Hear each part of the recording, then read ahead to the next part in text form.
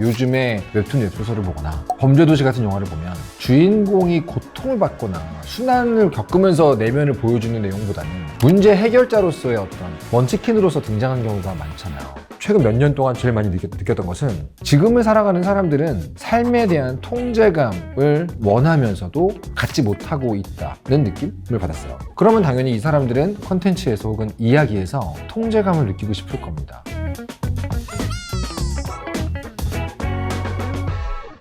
네, 안녕하세요. 스토리캠프에 오신 캠퍼 여러분, 캠장 이종범입니다. 오늘 여러분과 나눌 대화의 주제는 고난이라는 것이 어떻게 주인공을 선명하게 만들어주는가에 대한 얘기입니다. 영화 같은 거 볼 때 저같이 맨날 이야기 만들고 작법서 분석하는 사람들은요, 세세하게 다 보이거든요, 좀? 보면은 영화 앞부분이 되게 바빠요. 배경도 보여줘야 되고 주인공 소개해야 되고 주인공 일단 매력 보여줘야 되고 막 하잖아요. 그걸 이제 흔히 우리가 프롤로그처럼 느낀단 말이죠. 아, 이게 세팅하는구나, 무대 만드는구나, 그리고 지금부터 이제 이야기 시작해 라고 느낌이 딱 오는 그 순간이 공통적으로 주인공한테 어떤 일이 닥치면서부터거든요. 약간 밈으로 쓰는 게 있어요. 그 오타쿠들의 밈. 내 앞에 갑자기 스포츠카가 갑자기 서서 문을 열고 이렇게 얘기하는 거죠. 길게 설명할 시간 없으니까 일단 타. 약간 밈처럼, 약간 옛날 만화들에는 여기 있었군 소년. 그것도 되게 20년 전 오타쿠들이 맨날 이제부터 이야기가 시작되나 보다, 주인공한테 어떤 일이 벌어지나 보다, 현관문 같은 거거든요. 근데 그 현관문 중에 대부분이 사건, 사고, 고난 이런 걸로 시작을 한단 말이에요. 되게 좋은 일로 시작되는 이야기가 별로 없어요. 부산행 같은 영화를 봐도 공유 씨가 연기했던 그 서구라는 캐릭터의 이야기는 그 아크로바틱하는 좀비가 쫓기 시작하면서부터 이제 이야기가 시작이 되잖아요. 그 전까지는 서구란 인물의 이야기는 시작되지 않거든요. 마블에서 가장 사랑받는 아이언맨 시리즈도 토니 스타크가 차량에서 납치당해서 톡을 해서 얼굴 그 가면을 벗을 때, 그 전까지는 우리는 토니 스타크 혹은 아이언맨이라는 인물의 이야기를 아직 시작한 게 아니었다는 거죠. 독자들은 저희한테 자켓 사이코패스라고 부르기도 해요. 자켓은 자작 캐릭터의 준말입니다. 근데 사이코패스, 그러니까 자켓을 두고 사이코패스처럼 엄청 괴롭힌다는 뜻이에요. 못 살게 군다는 거죠. 일부러 소중하게 누군가를 여기게 되면 그 사람을 죽여볼까? 누구를 사랑하게 됐어. 그럼 뭐 오해를 한번 심어볼까?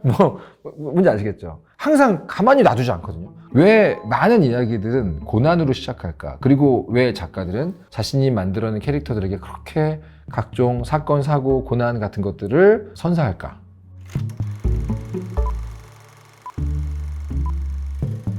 갑자기 여기 촬영장에서 뭐 천장이 무너졌다고 상상을 해볼게요. 그러면 지금 여기 찍고 계시는 PD님들이 평소엔 되게 하하고 서로 잘 웃으면서 대화하시거든요. 되게 친한 동료를 잘 연기하고 계세요. 근데 갑자기 여기가 무너졌어. 그러면 맨날 나를 꾸사리를 주던 어떤 PD님이 나를 이렇게 보호해줄 수도 있는 거잖아요. 아니면 여러분들이 가장 많이 볼 수 있는 예시는, 혹은 옛날에 로맨스 코미디에서 많이 나왔던 거, 건물주가 방 빼라고 얘기해. 근데 법적으로 못 빼. 그래서 건물주하고 같이 살아. 이런 거 되게 많이 보셨죠.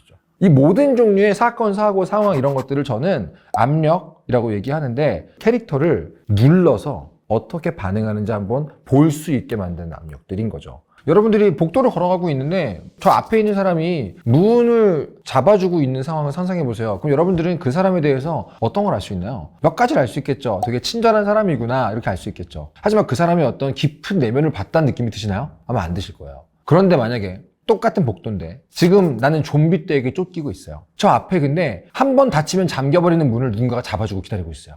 그때 문을 잡아주고 있는 사람을 보면서 여러분들은 어떤 걸 느끼세요?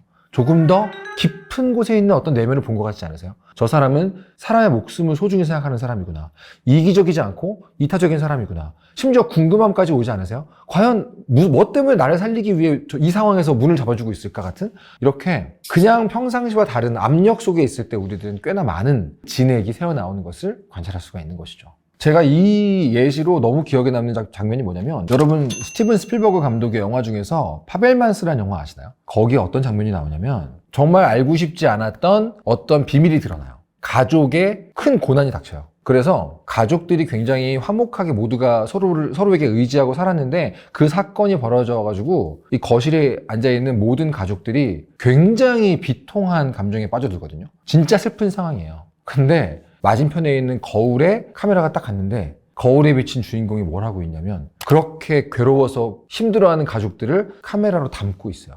그러니까 실제 주인공은 같이 슬퍼하는 척을 하고 있는데, 그 안에 있는 내면은 어떠냐면 이 상황을 찍고 싶다는 거야.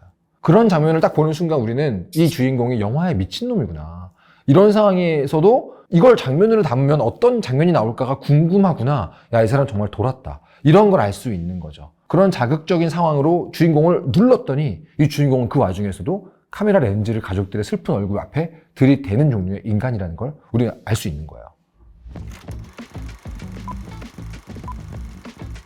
사실 저희 작가들이나 감독들이 더 애정하는 압력들과 사건들 중에는 타인이라는 압력이 있습니다. 사람도 압력이 될 수 있다는 거죠. 이걸 제일 잘 활용하는 장르가 시트콤이에요. 여러분들이 잘 아는 모던 패밀리, 프렌즈, 순풍산부인과, 하이킥 이런 작품들을 보면 정말 굉장한 사건들이 계속 펼쳐지진 않아요. 그 인물들이 함께 있는 것만으로도 서로가 서로에게 압력이 되어줍니다. 사실 저는 그래서 시트콤이나 군상극을 분석하면서 인물에 대해 굉장히 많은 공부를 했었어요. 유튜브 같은 경우에도 제가 참 좋아하는 중년 게이머 김실장 같은 채널을 보시면 겉으로 보여지는 분은 언제나 김실장이라는 This is 게임의 굉장히 게임 전문가이신 분이 나오세요. 하지만 목소리만 들리는 그 게임의 또 다른 주인공은 PD님이라는 분이 계시거든요. 그 PD님이라는 분과 이 김 실장님의 대화를 보고 있으면 서로가 서로에게 어떻게 압력 혹은 스트레스가 되어주는가, 어떻게 상대를 누르거나 혹은 긁어서 리액션을 뽑아내는가를 되게 잘 보여주는 채널이라고 생각합니다. 수많은 예시들이 있죠. 침펄 토론도 그 중에 하나가 될 수 있고요. 보통 혼자 진행하지 않는 유튜브 채널은 대부분 그렇게 두 사람이 서로에게 압력이 되어주는 캐릭터성 혹은 관계성을 만드는 방식으로 채널을 꾸며가시더라고요. 그러니까 여러분이 만약에 유튜브 채널을 만들고 싶은데 여러분이 스스로 자기의 매력이라거나 자기의 모습을 잘 정리를 못하고 계시다면 여러분을 긁어줄 누군가를 화면 뒤쪽에 놓으시는 거 되게 좋아요. 그 사람이 나를 놀리거나 나에 대해 질문을 해주거나 이런 방식으로 내가 어떻게 반응하는지를 카메라에 담을 수가 있거든요. 그러니까 생각보다 직접 자신을 연출하고 연기하는 것보다 훨씬 더 매력적이고 입체적으로 여러분을 보여줄 수도 있습니다. 대부분의 이야기나 약간 전통적인 이야기 구조를 보면은 주인공이 고난이나 사건을 겪으면서 자기 찐모습이 나오고 변화된 모습이 나오기도 하는데 근데 요즘에 유행하는 뭐 원치킨류의 이야기를 보면 범죄도시 마석도가 그런 사건을 겪고 뭔가 그 사람이 변화한 것 같진 않단 말이죠. 맞아요. 먼치킨류는 정말 따로 한번 또 얘기해 볼 만한 재미있는 주제긴 한데 제가 이야기를 왜 사랑하게 됐냐면 옛날에는 이야기라는 게 만병통치약처럼 보일 때가 있었어요. 거의 모든 것에서 이야기가 효과 효능이 있는 것처럼. 근데 요즘 제가 느끼는 것은 이야기는 지금 내 삶에서 부족한 것들을 채워주는 기능을 한다. 그 부족한 게 뭐냐에 따라서 나에게 기능하는 이야기가 다르다는 느낌을 받거든요. 근데 말씀하신 것처럼 요즘에 웹툰 웹소설을 보거나 범죄도시 같은 영화를 보면 주인공이 고통을 받거나 순환을 겪으면서 내면을 보여주는 내용보다는 문제 해결자로서의 어떤 먼치킨으로서 등장한 경우가 많잖아요. 나는 그래서 요즘 느끼는 게 지금 현재 많은 사람들의 삶에서 결핍된 부분이 문제가 해결됐을 때 느끼는 어떤 통쾌함, 시원함? 그 과정보다는 일단 우리가 흔히 얘기하는 사이다의 정서? 그런 것들이 지금 가장 가치 있는 리소스가 됐나? 라는 걸 느끼게 되죠. 그래서 사실은 어떤 특정 시기에 사람들의 삶의 양태를 연구하기 위해서 그 당시 유행하던 이야기의 경향 같은 것들을 연구하는 어떤 학자들의 작업이 많이 있어요. 그래서 오히려 되게 재밌는 게 범죄도시는 마석도가 그런 어떤 통쾌함을 주고요. 그 마석도라는 압력에 눌린 상대 악역들이 내면의 진액을 막 쏟아내요. 그래서 오히려 장첸이라거나 강해상이나 잔잔바리 조폭들 있잖아요. 그런 인물들이 더 입체적이고 인간미 넘치게 보이는 순간들이 있어요. 왜냐면 마석도라는 너무 강력한 해머로 눌렀더니 나오는 반응들이 서로 다 다른 거예요. 그래서 저는 오히려 범죄도시에서는 악역을 맡았던 분들이 훨씬 다채로운 모습을 보여줬다 생각이 들고 그런 면에서는 굉장히 똑똑한 응용이라고도 볼 수 있는 거죠. 스콧 맥클라우드라는 되게 세계적인 만화 이론가가 있거든요. 그분이 만화의 이해라는 책에서 작가의 역할은 뭐냐라는 말을 한 적이 있어요. 그분이 이렇게 얘기했어요. 사람들이 쭉 길게 줄을 서 있어요. 그리고 나도 그 줄 가운데 서서 앞사람 뒤통수를 보고 있는 느낌이랄까? 이 줄이 어디로 가는지도 모르고 어디서부터 하는지도 모르고 보통 사람들은 그렇게 사는데 작가라는 직업을 가진 사람들은 그 줄에서 몇 발자국 옆으로 나와서 이 줄이 어디를 향해 가고 있는지 어디부터 시작되는지를 맥락을 보는 그런 게 작가의 역할이다라고 얘기하신 분이거든요.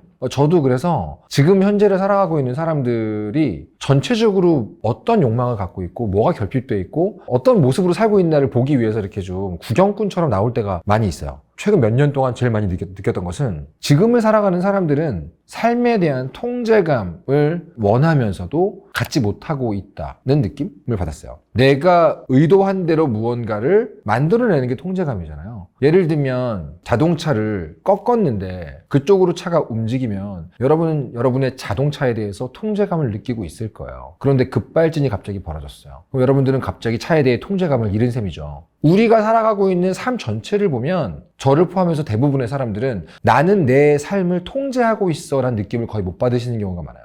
내가 내 삶을 통제했다는 그 느낌은 굉장한 전능감을 가져오기도 하거든요. 그리고 사람들은 그걸 원하는 게 본능입니다. 근데 지금의 현대 사회는 점점 더 우리의 삶 속에서 통제감을 없애는 쪽으로 가는 느낌이 들어요. 내가 의도한 대로 내 삶을 통제하고 있다는 느낌을 점점 더 못 받아가고 있다. 점점 더 느낄 기회가 없어지고 있다는 느낌? 그러면 당연히 이 사람들은 컨텐츠에서 혹은 이야기에서 통제감을 느끼고 싶을 겁니다. 저는 그래서 사이다 패스라고도 불리는 통쾌함만을 추구하는 것처럼 보이는 먼치킨 소재의 작품이라거나 패빙완이 많이 반복되고 있는 웹툰 웹소설의 이야기들을 볼 때마다 이야기 속에서 그 독자들이 안락함? 안심하고 즐길 수 있는 통제감? 고민하지 않고 부담 없이 즐기는 쾌락? 뭐 이런 것들을 원하나 보다라고 생각할 때가 있죠. 종범님 게임도 좋아하시니까 그죠.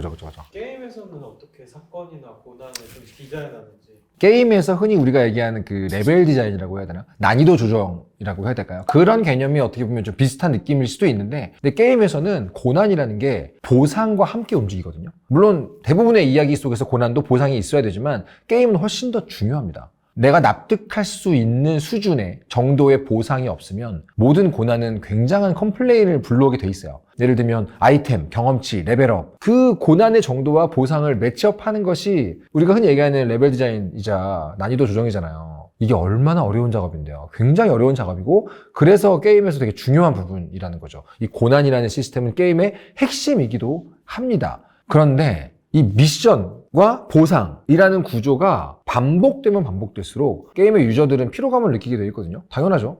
제가 되게 좋아했던 게임 중에 무릎을 탁 쳤던 게 산나비라는 게임, 하데스라는 로그라이크 게임을 보면 미션과 보상뿐 아니라 그 보상 뒤에 항상 내가 플레이하고 있는 캐릭터의 과거, 뒷모습, 내가 몰랐던 내면 같은 게 조금씩 더 드러나거든요. 이런 거야말로 게임에서의 레벨 디자인 개념에 스토리텔링의 원칙을 아주 잘 가미한 예시라고 볼 수 있지 않을까요? 그리고 GTA5 같은 걸 보시면 저는 이제 문화사적 가치가 있는 게임이라고 생각하는데, 내가 플레이하고 있는 주요 인물 3명, 어떤 내면 세계를 갖고 있는지를 보여주기 위해서 수많은 압력과 자극과 스트레스들이 존재하는 세계입니다. 저는 GTA5에서 게임과 인생과 스토리를 다 배웠다고 생각합니다. 뇌절도 계속하면 예술이라고 하는 거죠. 억각을 계속하면 이게 막장 드라마 같은 장르가 되는 것인가? 재미를 느끼는 그런 심리가 뭘까? 궁금해지더라고요. 사실은 해석되지 않는 고통, 의미 부여를 하기 어려운 고난이 우리는 전문용어로 억가라고 부른다. 저는 그렇게 생각을 하는데, 막장 드라마나 그런 거는 저희가 보기에는 주술적 의미가 있는 것 같아요. 무슨 말이냐면, 아주 옛날부터 우리 인간 호모사피엔스라는 종족은 대다수의 독소를 뽑아내는 저마다의 방법들을 개발한 것 같아요. 주술적으로. 대표적으로 중세시대 마녀 화형이라거나 어떤 부족사회의 검은 양 이론이라거나 여러 가지 방식으로 욕바지를 항상 만들어냈어요. 그런 걸 보면 사람들이 시원하게 무언가를 욕하는 것만으로도 꽤나 많은 심리적 문제들이 해소되는구나라는 것을 아주 옛날부터 인간은 알았던 것 같아요. 지금 심리학자들이 카타르시스 이론으로 정리를 하고 있지만 모든 기록들에는 그런 욕바지가 나오거든요. 근데 저는 어머님들이 아침 드라마 보면서 쳐줄래 새끼 그걸로 스트레스 풀이장을 너무 많이 봤어요. 그리고 시원하다, 오늘 또 욕탕에서 땀 쫙 빼고 나왔네, 이런 표정으로 TV를 끄세요. 그럼 저게 굉장한 해소 효과가 있나 보다. 그런 의미에서 이야기의 수많은 기능들 중에서 그런 욕바지, 카타르시스를 위한 해소, 욕을 할 대상을 합법적으로 제공하는 그런 기능도 막장 드라마 같은 데서 수행하는 게 아닐까. 이쯤 되면 저 너무 그 스토리텔링 신봉자처럼 보일 수도 있는데, 저는 모든 이야기가 다 고귀하고 숭고하며 그래야 한다고 생각하지 않거든요. 우리가 먹는 수많은 것들 중에는 굉장한 음식도 있지만 스낵도 있고 여러 가지 것들을 다 같이 먹으니까 맛있는 거잖아요. 좀 그런 의미에서 막장 드라마나 오직 자극하기만을 위해서 만든 작품을 욕하는 거 볼 때마다 꼭 그렇게만 볼 건 아닌데라는 생각을 할 때가 있습니다. 근데 오늘 여러분과 공유하려고 이 주제를 준비하면서 제가 꼭 이 얘기는 해야겠다라고 생각한 게 있습니다. 오늘 저희가 나눈 이야기를 요약해보면 고통과 고난이라는 것은 그 사람의 내면을 보여주면서 그 사람을 명료하게 만들어주고 가끔 그 사람을 되게 성숙하게 만들어줄 수도 있다. 그런 얘기잖아요. 근데 이 원칙을 이상하게 대충 배운 사람들이 있어요. 그 사람들이 제일 많이 내뱉는 조언이 이런 겁니다. 아픈 만큼 성숙해지는 거야. 너를 죽이지 못하는 건 너를 강하게 만들 거야. 이런 얘기들이거든요. 이런 얘기들을 타인에게 하시면 그건 폭력이 됩니다. 사실 어떤 고난과 고통, 압력이 우리를 성숙하게 만들어준다는 얘기는 오직 내가 나한테 할 때만 성립이 됩니다. 자신한테만 할 수 있는 조언이라는 것을 꼭 마지막으로 당부하고 싶었습니다. 자, 오늘의 스토리 캠프 이야기는 여기까지입니다, 여러분. 그러면 다음 시간에 또 뵙도록 하겠습니다.